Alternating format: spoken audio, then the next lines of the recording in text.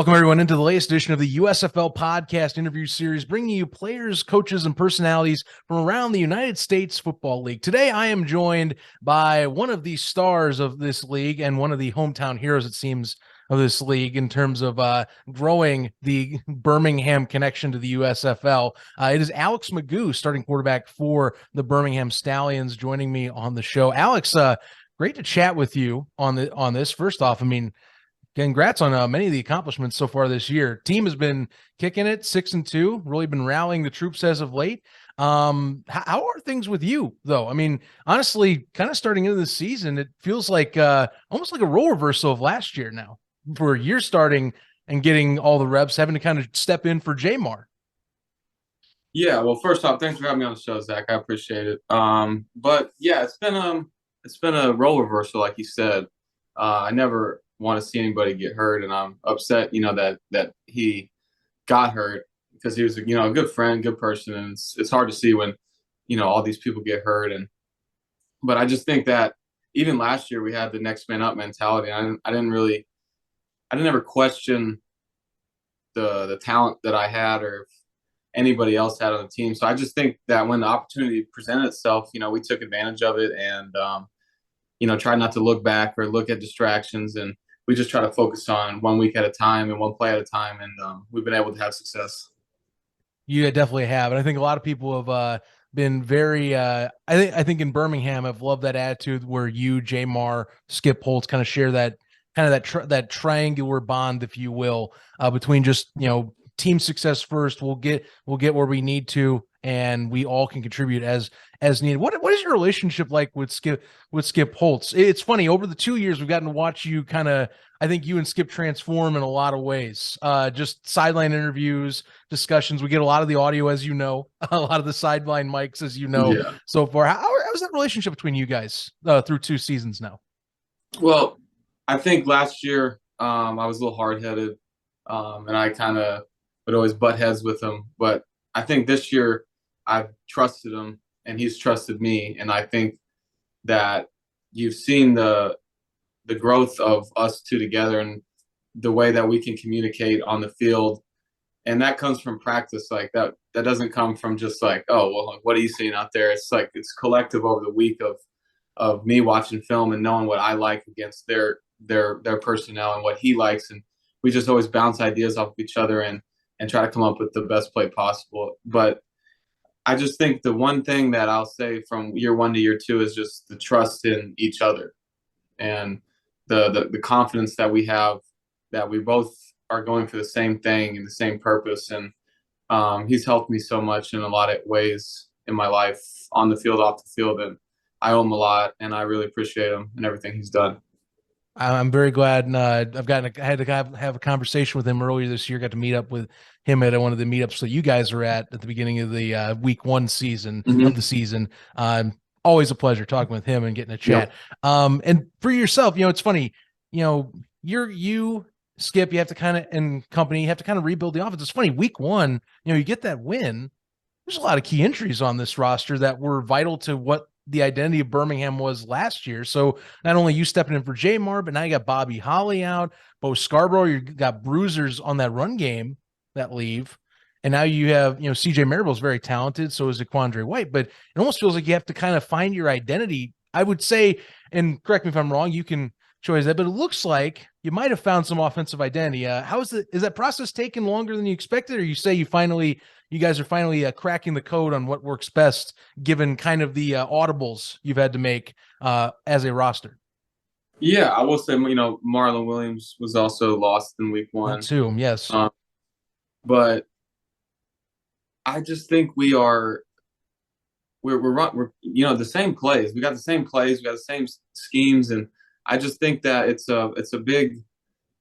just a trust factor between everybody on the field. Like, football is a game of trust, and I got to trust every receiver that is going to do the right thing, and they have to trust me that I'm going to find the open receiver. The line has to trust that I'm going to make their blocks right. And I just think the more you play with certain people and the more confidence you have in them and the more comfortable you are with them, the better that it looks and the better that it seems and feels. And I just think that with such a short preseason to the first game. It's hard to get that with these guys, and I think that's that's why the NFL has OTAs. That's why they have a long 6-week training camp, 5-week training camp now. But like it's starting to get there and it's starting to build, and I just think that we could be so good. I just think sometimes we shoot ourselves in the foot. Last week we had 2 fumbles. Like I have one in a situation where it hits the hip of a running back, and CJ just has the ball in the wrong arm, and it's just a freak accident. But I mean, we just feel like the only people, I guess, that can stop us is ourselves. And I just think if we go execute each play like it's the game winner to win the game last week, nobody can beat us. And I just think we got to take that every play. And you guys are in a great driver's seat right now as we're chatting, 6-2, sitting at the top of the South. Credit, quite the competitive South. You guys definitely taken your chips a long way from the tops in the league so far. How do you describe for you competition level? I mean, for us as the viewers, it looks, we can look at the standings, kind of go parity. Seems it's like grown around the league. I mean, player wise too. I mean, you got to have noticed something on the field as well. Like the South is no slouch. It's coming down the wire this year. Last year, you guys coming up this week for the 2022 season would be locking things down. This year, it's kind of everyone's ball game really to the end. And even though you have a clinching scenario, that doesn't mean anything until week 9's passed. And if you get that win down. Correct.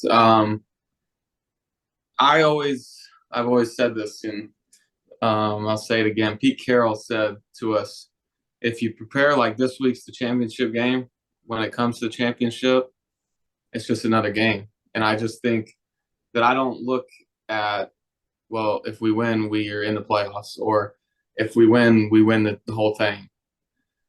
Because if we lose, you lose. Like, right. It's like, it's just every game is a must win, because you want to hold your own fate. You want to hold your own destiny. You want to be able to say, I gave everything I have. And if that's a win, that's a win. If it's a loss, I gave everything that I had. And I just think that everyone on the team has that same mindset of, if we just win this week, that's it. But we had that since week 1. If we just win this week, And I just think that our guys are so good at blocking all the noise out, putting the blinders on, and just running the race, that all the noise about the playoffs and the clinching and if you lose this week, well, then next week becomes a little fishy. It's just win this game. And if we don't, we'll win the next one. And it's just like, we got to just keep that mindset. Mm-hmm. Week by week. And it's kind of the best way, I would say, for a South division, the way it is right now, to just kind of take that approach, given that anybody's game right now. That's what's wild. I wanted to step away from football for 1 second, because, I mean, look, Birmingham, you've been there 2 years. It's a little bit different this year. You're sharing it with one team now, which, it's kind of chippy from what we've talked in the past, from between 2 teams with other players on each side. But both of you guys, as of this week while we're talking, it's a lot of give back, a lot more community engagement this year, a lot of kind of just getting involved with the local community. How has Birmingham been for you? I know you guys have been doing a lot of food bank work, especially this week. Would you like to elaborate on that? Yeah. With food bank, we did a little, we went to the food bank, I think on Monday, and just, help pack boxes and get everything, situated. And it's just something that we just want to be able to do something that helps people, because they do, the community of Birmingham does things to help us. They come to the games, they support us, they wear our stuff proudly. Like when they see us in public, they, oh my God, what's up? Like it's just, that's awesome. And the fact that we have the ability to, or the chance to, give back to them. And I don't think I've missed one yet. Like I'll go whenever, wherever, and just to like help people out is something that I'll try to do. And we've done a really good job as far as other guys and making sure we're getting out. Mm-hmm. Yeah, you guys have been doing a great job. I saw that you giving out 10,000, helping give out 10,000 free ice cream scoops. Yeah, that's pretty awesome. For a cause, every scoop donates $1, giving a total of $10,000 to one of the said local food banks that we are discussing Uh-huh. about. So I thought that was really a great way to give back and have a little bit of fun with community. I want you to confirm a story for me. This is kind of something that one of the local accounts, Birmingham Sports, they're a media group in town. They brought up a story post week 8. So you win against the New Orleans Breakers, and someone from Birmingham Sports reports that he sees you running in Railroad Park, and kids start chasing you, basically Rocky. Do you remember that at all? Like any Yeah. type of event like that? Because the guy, I talked with him, and he's going, "Man, I wish I had a video." But it got like a bunch of great interaction online. So you shake your head. You remember this at all? I mean, I go for a run usually on Monday, so like 2 days after the game, just around, just to get the body like running again and active again, and get all the lactic acid out. But I'm not going to deny the kids running. I can't confirm because I really was not paying attention. I had a hood on. I had my AirPods in, just cooking it. So I'm not going to deny it. So yeah, I got to be in the zone. That's fair enough, and keep yourself active. And you talk about running. I mean, dude, you're arguably the most mobile QB in the league.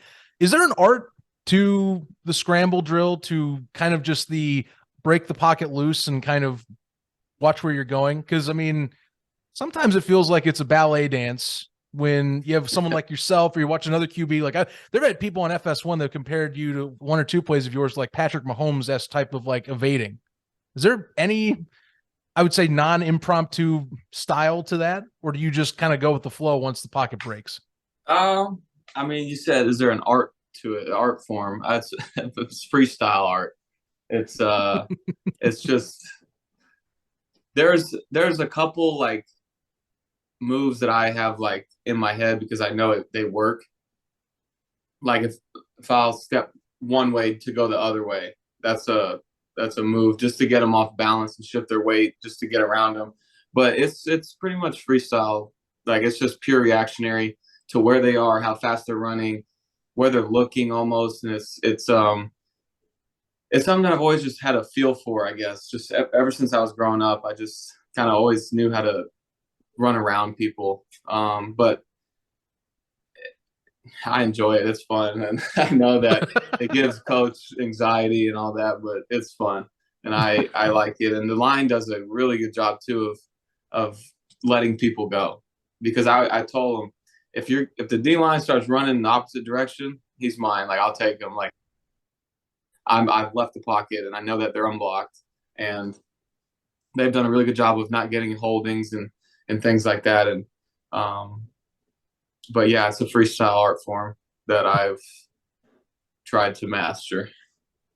Well, so far so good. I'd love to revisit another story of your running art form. You did have a discussion with a certain wall in Ford Field at Detroit. Have you have you had a little time to rethink those quotes? How is it? Look, I follow a lot of arena football, so I get it. But how do you take running the wall like that and kind of getting your frustration out? Yeah, well, so like as I was running out of bounds, I kind of got like pushed, and there was a camera guy right there, so I had to like avoid him. And by the time I put the brakes on, I was already in the wall, and like I just hit it, and I just started like I don't know, I just looked at it, and I said something, but I don't remember. And then a couple of the fans above the wall started laughing, and it was just kind of funny. But I've been to the Protective Stadium, and we've talked. Me and the wall have talked a little bit, and he would never hit me like that. So a lot more. Home field is a little kinder to those he said he wouldn't hit me like that. You get the home crowd. I mean, Section 104, the Horsemen, they can negotiate a few things. Yeah, a few for things sure. done. Clearly, I totally get it. Totally get it. It's your home place. Now you are playing on the road, though. Has it been I know Skip has talked at length. That it is a little bit nice that we get to get out of Birmingham. As much as it's nice to be at home, you get to visit away from home. How those travels been for you? We talked just about Detroit, but I mean, you've gone to Canton. You got Memphis coming up. Soon. So get to spread your legs, right? Yeah. So you kind of just, I always thought that the best team bonding was a road game. because it's just y'all, it's just the team, Mm-hmm. and you get to really experience things that you might not get to experience, like the night before the game. Excuse me. Me and Jalen, the backup quarterback, are just chopping it up in the room, just kind of like talking. And you don't get that here because I'm in my own apartment. Like, I'm just kind of away from everybody. But it's been fun. It's been fun. It's been a little challenging for me just because I have my food allergies and like I can't eat certain things. And so I have to bring all of my own food, like in a cooler on the plane and on the bus. And so it was a little challenging, but it's something that I enjoy doing. I enjoy playing on the road. I love hearing boos. I love hearing opposing fans. But it's been good, and I really grown the team as more of a team. Yeah, I used to love those in high school. That shows you how far back for me. But yeah, no, I still totally, man. The food allergy thing seems like such a buzzkill, though. I mean, you at least get to enjoy some of the stuff locally, right? Like, it's not just that you're stuck to like what you want, unless you are good. I mean, do you consider yourself a chef, a connoisseur of the cooking? I am a chef in the sense of one meal. All right. Ever since preseason started, I've had the same thing 5 times a day, every day. So, yeah. 5 times a day. What's that? If you don't mind me asking, what is that meal? You're baiting me with it. You're baiting me with a 5 times a day thing. I know Stallions fans like, what's he eating? Well, I eat 5 times a day, 6 ounces of chicken. Okay. And then depends on what I'm doing when I'm practicing and the game time is, but it's just rice, spinach, and avocados. And it's just the weight and like the total amount of each thing depends on what I'm doing that day or what I've done that day. Keeps you healthy and lean to keep running around. I say that it's doing its work. Alex, hey, I appreciate the time. Glad to have you on here. Before I let you go, you got any message for the fans back, at least in Birmingham where you're at? I mean, look, you don't have more home games, so closest thing you get is you got later on a road trip to Memphis later in the year. Still got business to work, of course, this week, so not going to skip ahead. But I mean, final home game's over, said and done. Unless certain situations work out. Yeah, so I just, we,